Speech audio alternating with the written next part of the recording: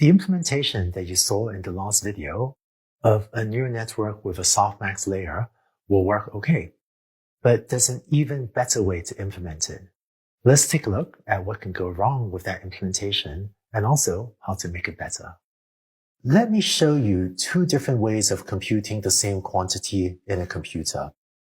Option 1, we can set x equals to 2 over 10,000. Option 2, we can set x equals 1 plus 1 over 10,000 minus 1 minus 1 over 10,000, in which you first compute this and then compute this, and then you take the difference. And if you simplify this expression, this turns out to be equal to 2 over 10,000.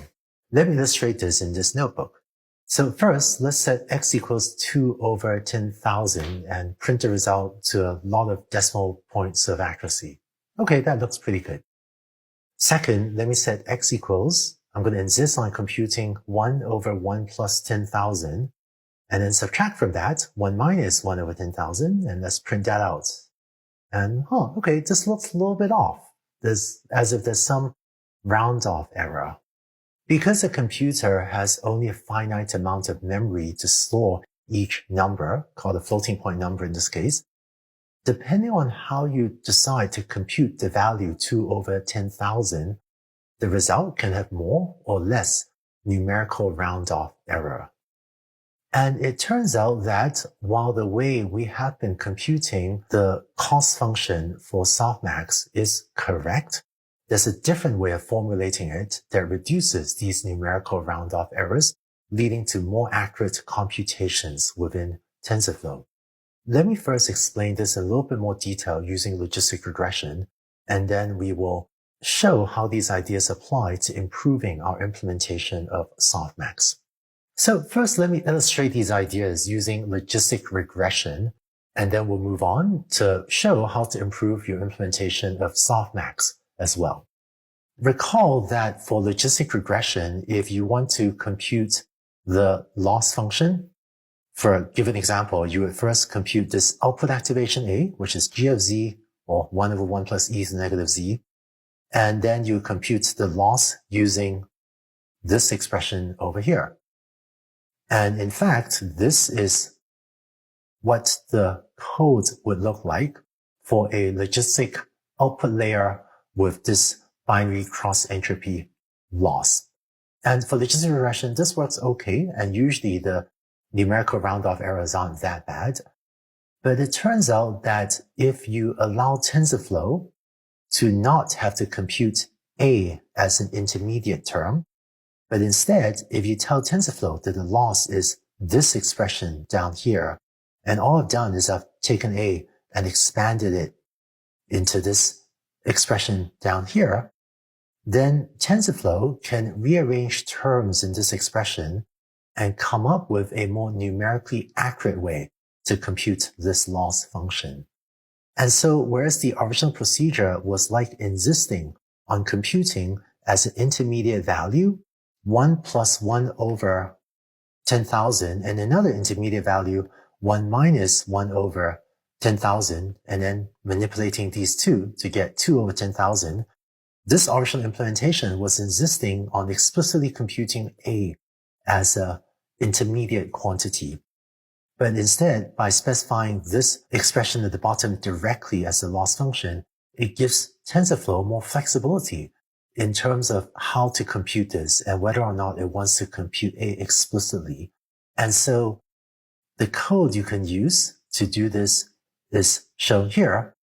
And what this does is it sets the output layer to just use a linear activation function, and it puts both the activation function, 1 over 1 plus e to the negative z, as well as this cross entropy loss into the specification of the loss function over here. And that's what this from logits equals true argument causes TensorFlow to do. And in case you're wondering what the logits are, is basically this number z. So TensorFlow will compute z as an intermediate value, but it can rearrange terms to make this become computed more accurately.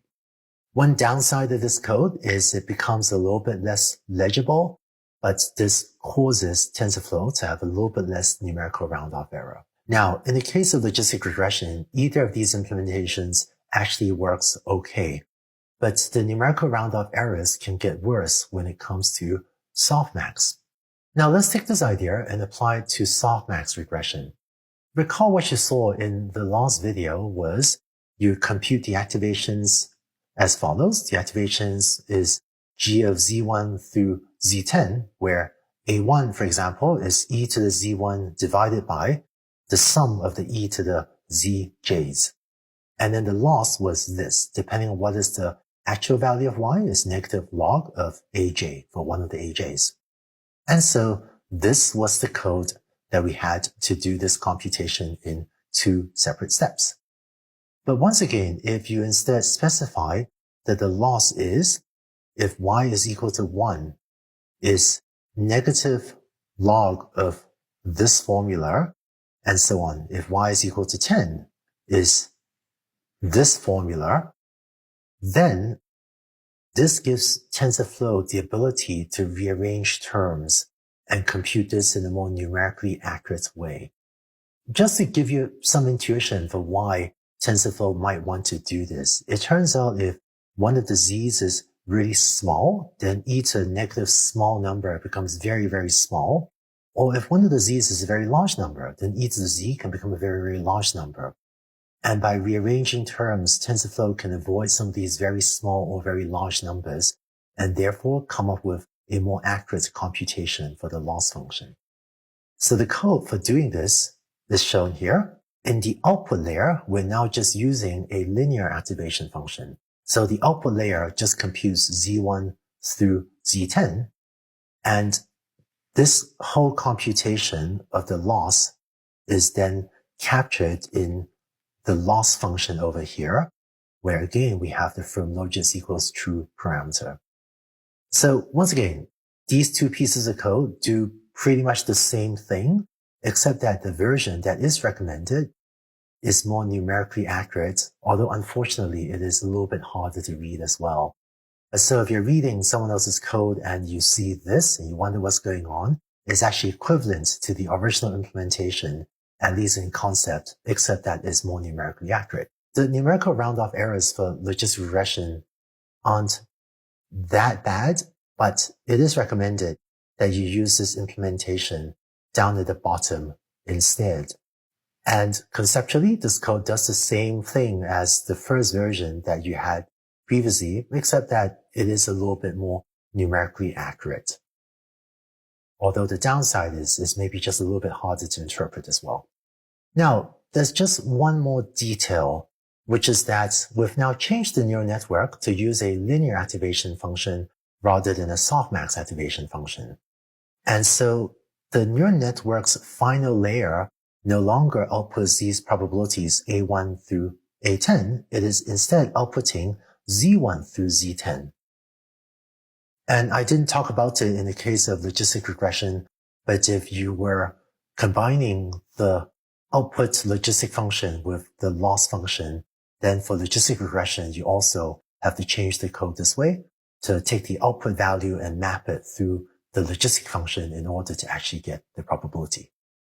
So you now know how to do multi-class classification with a softmax output layer, and also how to do it in a numerically stable way.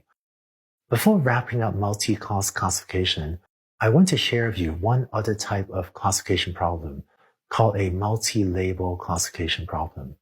Let's talk about that in the next video.